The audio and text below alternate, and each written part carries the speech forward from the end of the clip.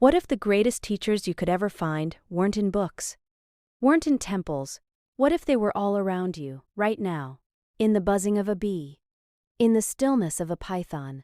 In the quiet grace of a dancing girl waiting alone in the dark? This is the story of a sage who saw the entire world as his classroom. A man who found enlightenment not by reading ancient texts, but by reading the world itself. In ancient Hindu tradition, there's a figure unlike any other. His name is Dattatreya. He wasn't just any sage, he was considered a living union of the great Trinity: Brahma the creator, Vishnu the preserver, and Shiva the destroyer. Three cosmic forces, embodied in one wandering man. Born to the sage Atri and the devoted Anusuya, Dattatreya walked through the world as what the ancient texts call an avadhuta, a free spirit. Someone who had moved so far beyond worldly rules and attachments that society's categories simply didn't apply to him anymore. One day, as he wandered through a forest, he crossed paths with a king named Yadu.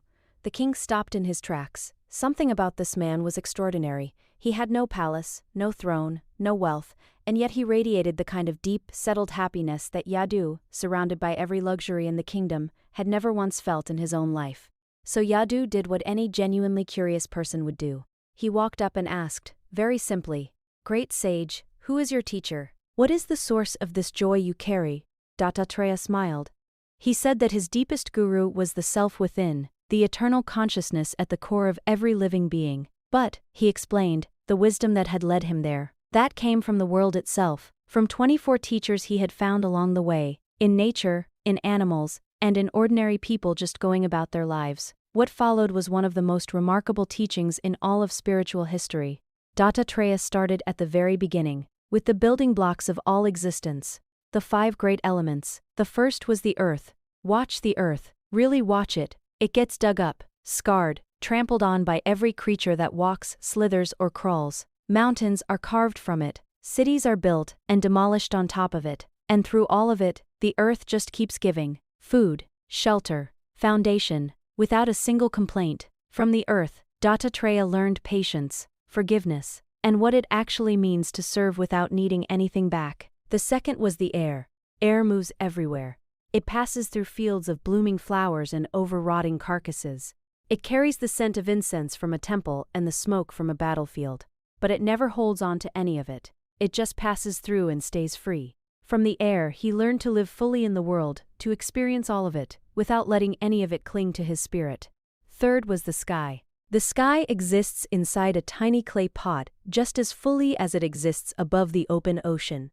Clouds roll through it, storms tear across it, but the sky itself is untouched, boundless, unchanged. This showed him that the soul, the Atman, is exactly like that sky. Infinite and constant, even when it's temporarily housed in the small, fragile vessel of a human body. Fourth was water. Water purifies, it cleanses everything it touches, and it adapts, taking the shape of whatever contains it, whether that's a riverbed or a cupped pair of hands. Yet through all of that, it never loses its fundamental nature. From water, Dattatreya learned to be adaptable, pure in intention, and always flowing toward others with kindness. And fifth was fire. Fire doesn't choose what it burns, it takes everything and transforms it all into heat and light. It consumes without being corrupted. From fire, he learned that every experience, whether beautiful or devastating, can become fuel. Everything can be transformed. Everything can illuminate. From the elements, his gaze moved outward, up to the sky, and then down to the creatures of the world.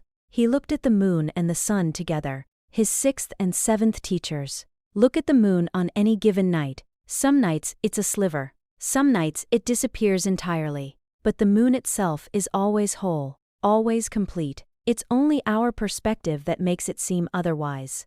This taught Dattatreya that while the body and mind go through constant cycles of gain and loss, the true self is never actually diminished. And the sun? Every morning it draws water up from the oceans through evaporation, and then, without keeping any of it, gives it all back as rain. It shines on everyone equally, the wicked and the kind alike, without making any distinctions. From the sun he learned to gather wisdom from every source available, and share it freely, without keeping score. His 8th teacher was the pigeon, and this one came wrapped in grief. Dattatreya watched a family of pigeons in a nest. A father, a mother, their young. The father's whole world was that nest. His whole identity was those birds. Then a hunter came. He spread a net and trapped the young ones. Their mother, hearing their cries, was so overwhelmed that she flew straight into the net to be near them. And the father, watching his entire world being taken, was overtaken by such grief that he flew into the net himself. The hunter left with all of them.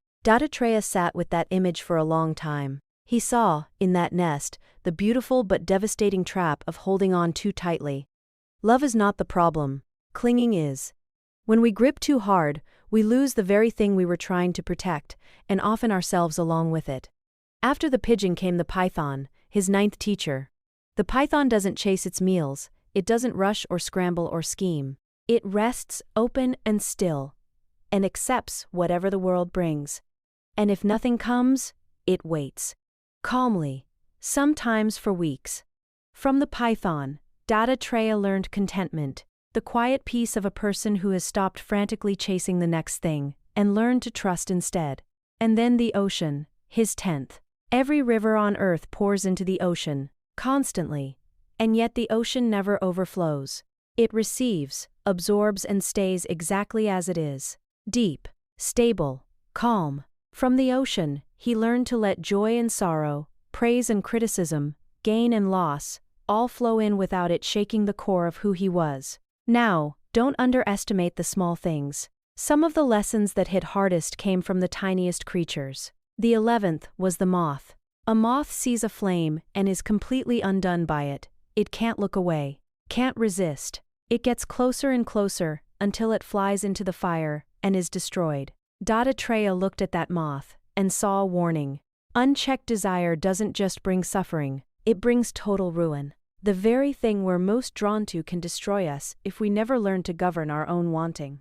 His 12th teacher was the honeybee. The bee moves from flower to flower, taking only what it needs, never stripping the plant bare. And from those countless small careful visits, it creates something extraordinary. 2 lessons here. Take only what is necessary, and understand that real wisdom is rarely found in one grand source. It's built slowly, gathered from many small truths across many different experiences. Which brought him to his 13th teacher, the honey gatherer. Someone comes along and, with very little effort, takes all the honey the bees spent so long collecting. What one person hoards with great struggle, another can take away in a moment.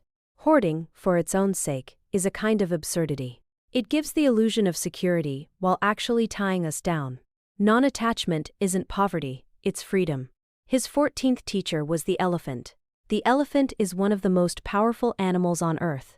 Massive, intelligent, nearly unstoppable. And yet hunters knew exactly how to catch one. They would use a tame female elephant as bait. The bull, for all his size and strength, would be so blinded by desire that he'd walk straight into a hidden pit and be captured. No amount of strength or achievement protects a person who can't govern their own desires. Even the strongest fall. From the elephant, he moved to the deer, his 15th teacher. The deer has extraordinary hearing, and that very gift is also its vulnerability. Hunters would play soft, beautiful music near where a deer was resting. The animal would become so transfixed that it would lose all awareness of danger and walk straight into a trap. Our senses are gifts, but they can also become doors that let the wrong things in. The seeker has to stay awake. And the 16th was the fish. A fish swims freely through open water. Then it sees something on a hook. A small morsel, one moment of craving, one unguarded impulse, and the hook is set. It's not a complicated lesson, but it's one worth hearing again and again. One uncontrolled craving can unravel everything. From the creatures of the wild, Dattatreya turned to people, just ordinary people living their ordinary lives. And in them, he found some of his deepest lessons. The 17th was Pingala. Pingala was a dancing girl waiting for a wealthy client one night. She had prepared, she was ready. And then the hours stretched on, and the man never came. At first she felt hopeful, then disappointed, then something heavier settled in. But then, deep in that long quiet night, something shifted. She stopped waiting, she let go of the expectation entirely. And in that moment of surrender, a peace came over her that she had never felt in all her years of seeking and getting and losing and seeking again. From Pingala, Dattatreya learned what may be the most important lesson of all. Real happiness isn't found in getting what you want. It's found in releasing the grip of wanting itself. His 18th teacher was a small bird. A little bird was flying with a piece of food in its beak. Bigger, stronger birds immediately began attacking it, trying to steal what it had. The fight was relentless, and then the little bird just dropped the food. The attackers wheeled away and disappeared instantly. The bird flew on, alone and at peace. What we hold on to can attract conflict. What we let go of can set us free. Next was the child, his 19th teacher. Watch a young child at play. Really watch one. They're not thinking about yesterday, not worried about tomorrow, no reputation to protect, no performance to maintain. They live completely in the present moment, with no ego getting in the way. Dattatreya saw in that simple, unburdened way of being the exact quality that every genuine spiritual tradition on earth points toward: presence, openness, a self that isn't weighed down by its own story. His 20th teacher was a young maiden, and her lesson came from the most ordinary moment imaginable. A young woman was home alone, husking rice to prepare food for guests. The glass bangles on her wrists kept clanking together as she worked. She was worried the noise would disturb the house, so she started removing the bangles, one by one, until only a single bangle remained on each wrist. The noise stopped. Dattatreya stood with that image for a long time. Where many people gather, there is noise. There is friction. There is the constant management of other people's energy. But in stillness, in that single bangle quiet, there is clarity. There is depth. There is the possibility of actually knowing yourself. The snake came next, his 21st teacher.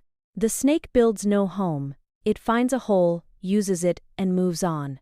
It lives its whole life simply, alone, unburdened by property and permanence. From the snake, Dattatreya learned not to get rooted to any one place, and to make peace with solitude rather than running from it. His 22nd teacher was the arrow maker. One afternoon, a king and his entire army marched through a town. Soldiers, horses, drums, the full spectacle moving through the streets. In a small workshop by the road, a craftsman sat sharpening an arrowhead. He didn't look up, not once. He didn't hear the army. He didn't notice the king. He was so completely absorbed in the angle of his blade and the curve of that point that the whole procession passed him by entirely. Dattatreya understood. Genuine insight doesn't come from someone who merely prefers a bit of quiet. It requires the kind of focus where the whole world can march past and you don't even notice. The craftsman and his arrowhead and nothing else. Then came the spider, his 23rd teacher.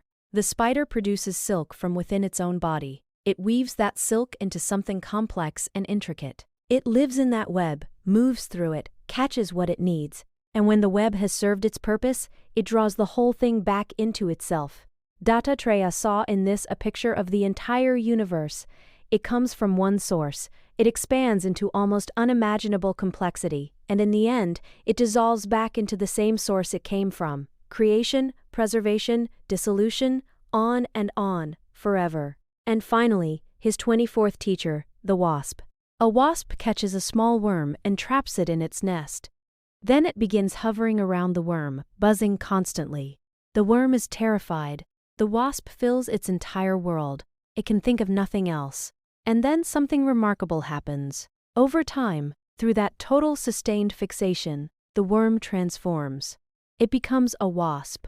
This is the final and most important teaching. We become what we consistently give our full attention to. A mind that keeps returning to fear becomes fearful. A mind consumed by anger becomes anger itself. But a mind that is trained, with love and discipline, to return again and again to the divine, to the infinite, to the source of everything. That mind doesn't just think about the divine. Over time, it becomes it. This is the promise at the heart of every genuine spiritual practice. Not information, transformation. And so Dattatreya, the wandering sage who carried the whole cosmos within him, became a master by becoming a student of everything. He needed no monastery, no library. His teachers were a pigeon, a bee, a dancing girl, a craftsman, and the open sky. His scripture was a rustling leaf and a river that never asked to be thanked for flowing. He shows us that real wisdom isn't locked away somewhere waiting for the right ritual or the right teacher to hand it over. It's a shift in how you see. It's learning to find the extraordinary inside the ordinary, over and over again, until that becomes just how you move through the world. The 24 gurus all carry the same message between them. The world is our greatest teacher. Wisdom isn't hiding, it's right here, in plain sight, waiting for anyone patient enough to look. So here's a question to sit with before you go. What unexpected teachers have shown up in your life? A pet, a stranger, a moment of failure that cracked something open in you, a long quiet night when no one came. The lessons are all around us. They always have been. If this resonated with you, subscribe for more stories like this one. And drop a comment below. What has been your most unexpected guru, and what did it teach you? I read every single one.